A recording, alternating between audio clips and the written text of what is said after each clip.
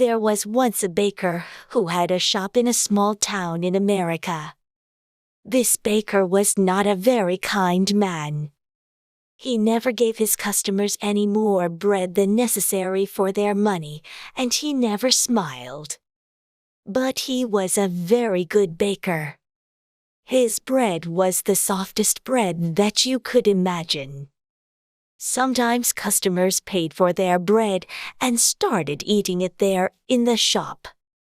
And his cakes, his cakes were really delicious. People came to his shop from all over town.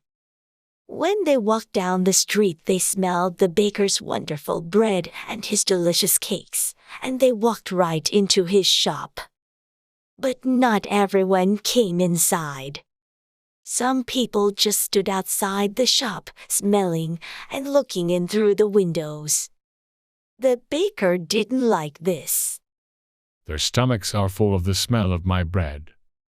I'm giving them a free lunch, and I get nothing for my hard work, he said to himself. Perhaps there's some way to put those delicious smell in bottles. Then I can sell them, just like I sell my bread. One winter morning, very early, the baker was in his shop making bread. He wasn't singing happily while he worked. He was complaining to himself about getting up early, about the cold weather, and about anything that came into his head. In the middle of all this, he looked up and saw someone looking in through the window. It was a young man wearing an old coat. He was looking at the baker's bread, and he was hungry. He was smelling the fresh bread and smiling. When the baker saw him, he felt very angry. That thief outside my shop has a stomach full of the smell of my bread. It's a free breakfast. I get nothing for my hard work, while he steals my smells. The man didn't move. He just stood there, closed his eyes, and smelt the fresh bread happily. The baker was really angry now.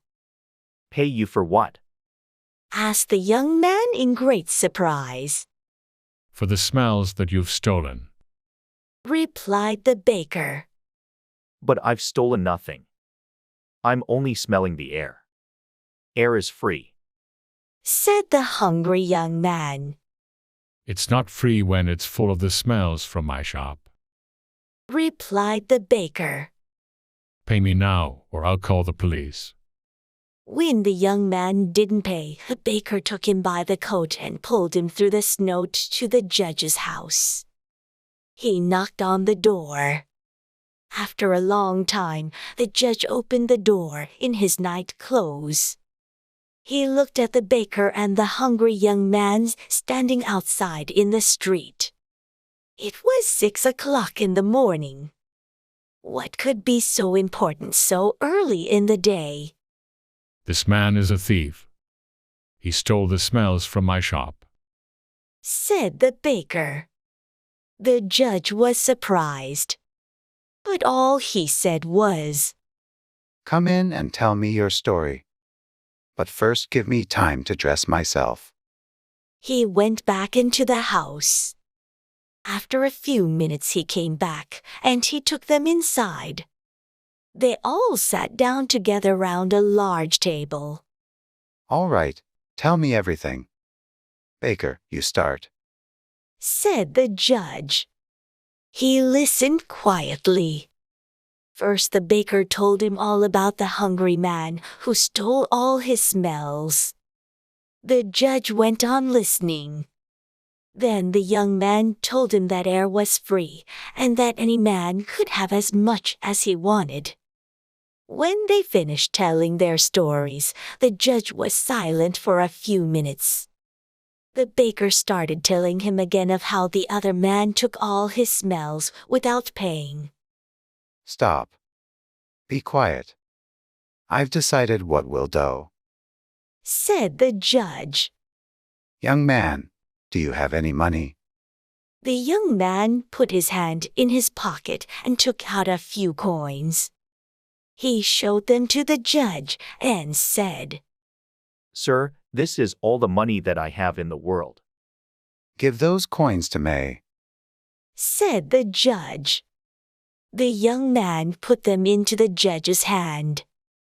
I've listened carefully to both your stories. Began the judge. It's true that the smells were coming out of the baker's shop.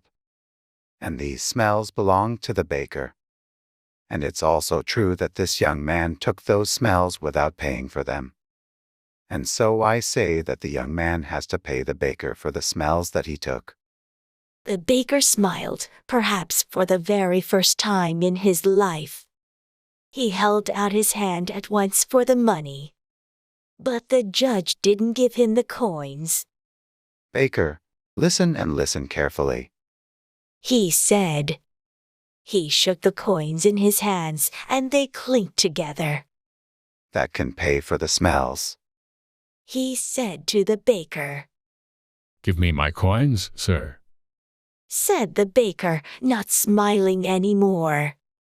No, Said the judge. I've decided that the sound of money is the best way to pay for the smell of bread. And with that, he gave the coins back to the poor young man and told him to go home.